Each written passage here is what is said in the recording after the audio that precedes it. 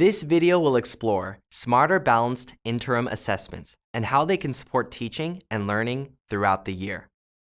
Let's start with why interims are important for students and educators. First, they provide information about what students know and can do so that both teachers and students can make adjustments to improve teaching and learning. Second, they assess college and career readiness skills like organization, critical thinking, and problem solving. Third, they utilize a full range of item types similar to summative assessments. There are different types of interim assessments based on the scope of content being assessed. These are the interim comprehensive assessments, known as the ICAs, the interim assessment blocks, known as the IABs, and the focused interim assessment blocks, known as the focused IABs. Let's take a closer look at the first type, the interim comprehensive assessments, or ICAs. The ICAs assess the same range of claims, targets, and standards as the summative assessments and provide results within the same achievement levels.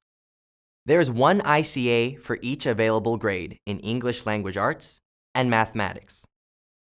ICAs can help determine the ability level of students who have had a significant period of instruction or who are new to the district.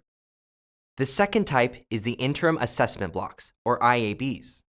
The IABs address a fairly broad, yet related, set of concepts and skills like measurement and data, or reading informational texts. IABs help teachers and students check where they are in their learning and use the results to make adjustments. There are multiple IABs for each grade and content area. The third type of interim assessment is the focused interim assessment blocks, or focused IABs. The focused IABs target a smaller range of concepts and skills compared to the IABs. For example, analyzing research and geometry are focused IABs. They provide educators with a more detailed understanding of what students know and can do for a very fine-grained set of content. Like the IABs, there are many available focused IABs for each grade and content area. Interims can be used in many ways to inform instruction. This allows educators and students the flexibility to decide when the assessment is administered, re-administered, and scored. Prior to using interims, educators should establish how they will give the assessment, meaning, will the environment be similar to a summative assessment, or will it be given flexibly in the classroom? When administering the interim like the summative, each student is assigned an IAB to complete individually. With this use, educators can review individual student performance and take action on the student's results. When using this approach, educators should decide what protocols to use prior to giving an IAB. For example, what level of engagement will educators have with students? Will they take observational notes or answer student questions during the assessment? How might this impact the inferences teachers make about the students' results? Educators can also use the assessment flexibly as an in-the-moment learning opportunity. For example, educators can use interims as an instructional activity that incorporates group and peer feedback as students work together to complete the assessment. Educators can also use individual items or a set of items as a quick check to elicit evidence of what students know using whiteboards or sticky notes. These approaches provide immediate data on where students are in the moment and allows educators the opportunity to adjust teaching and learning strategies immediately. Like the summative assessments, interims are computer-based and fully accessible. They offer a range of universal tools, designated supports, and accommodations for students. One key difference is that the interims are fixed-form assessments, while summative assessments are computer-adaptive tests. This means, on the interims, students will see the same items each time they take the assessment.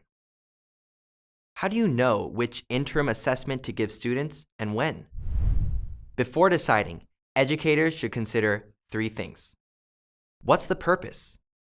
How will it be scored? And how will the data be used to improve teaching and learning? Most interim assessment items are scored by the computer, and reports appear in your state's reporting system. Some items, like open-ended tasks, will need to be hand-scored by an educator. Hand scoring is a valuable professional development activity that allows educators to gain a deeper understanding of grade-level expectations. To keep the integrity of the assessment items, they should not be posted or distributed outside of the school setting. In order to share with families, sample items are available on your state's assessment portal. Interim blocks, including the IABs and focused IABs, are unique to the Smarter Balanced system because each one is associated with a Connections playlist.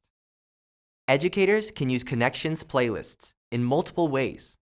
For example, educators can use them to support students by using performance progressions to understand and interpret students' interim assessment results, plan instruction by using descriptions of student performance to inform and plan instructional next steps, and take action by using educator-created classroom ideas and resources to support student success. The interim assessments, along with the summative assessments and formative assessment instructional supports, are designed to work together to support high-quality teaching, improve learning for all students, and prepare students for life after high school. We hope this information about the interim assessments was helpful. Thank you for watching.